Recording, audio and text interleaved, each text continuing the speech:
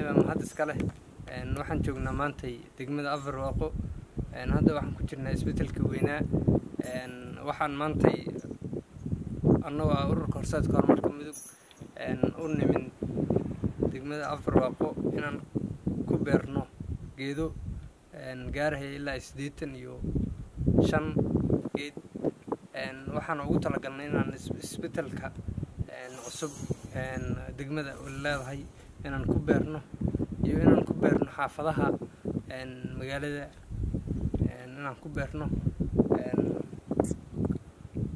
waxaana ka garab helnay geedo beeristan jaaliyada reer Kanada ugu horeeyo Axmed Cilmi Kulmiye Ximbil waxaan rajeynayaa in aan si wanaagsan aan u beeri doono geedaha oo aan si qurux badan shaqadu inagu soo dhamaan doonto waxaan ugu mahadcelinayaa jaaliyada reer Kanada garab istaaga ay bulshada iyo deegaankaba ay u hayaan maanta oo aan soo gaarnay degmada Afar-Waaqo safar dheer kadib oo aan kaga soo baxnay magaalada Gaalkacyo waxaan soo gaarnay Afar-Waaqo degmooyinka u qadiisan ee gobolka Mudug runtii soo jireen fac weyn taariikh weyn ku leh ayaan maanta joognaa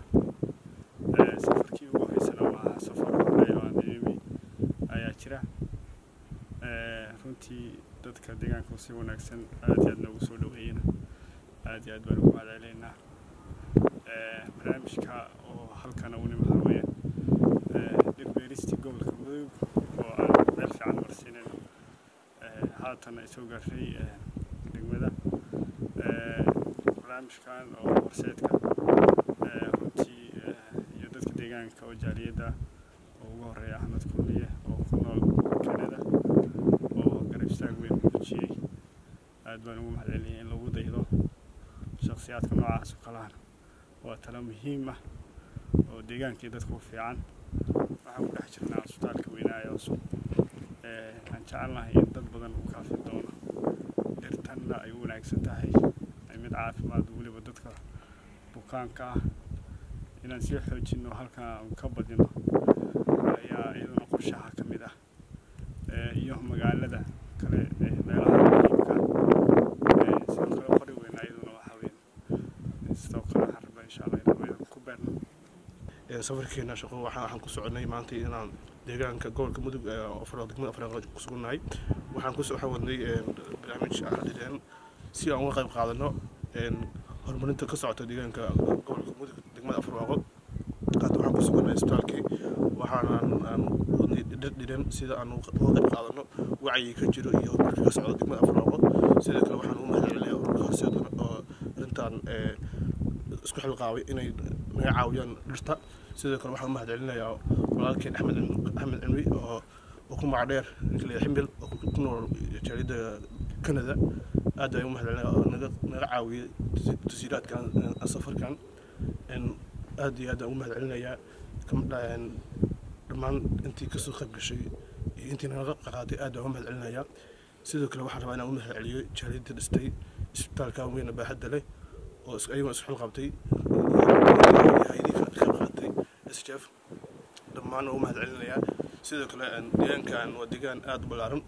dhul baaxad weyn aan soo marnay intaas oo dhan baahi iyo dhib baa ka jiro waxaan ka codsay sida dadaalka u jiraan walaalaha jaaliyada isbitaalka dhistay inay kaga soo qayb qaataan qalabeyntiisa iyo inta u dhiman baahi aad u weyn baa laga qabaa marka waxaan aad u mahadsan yihiin dhammaan waxaan ka codsanaynaa sidii dhismayaashaas u xilqaabeen iyadoo ognahay inay ugu jiraan dadaal si ay u qalabeen lahaayeen waxaa leeyahay mahad markasta kana gaarto waa mahadsan yihiin waftiga nooga yimi Gaalkacyo safar dheer soo maray u yimi isxilqaan ururka horseed horumarinta deegaanka Galmudug aad bay u mahadsan yihiin ma sha Allah soo dhawaada waa dalkiini waa dadkiini waa la idin sugahayay waxbaan baa la idin dhowrahayay ma sha Allah dhulku dhirna waa leeyahay dhirna waa u baahan yahay aad loogu baahan yahay isbitaalka weynaa way halkaan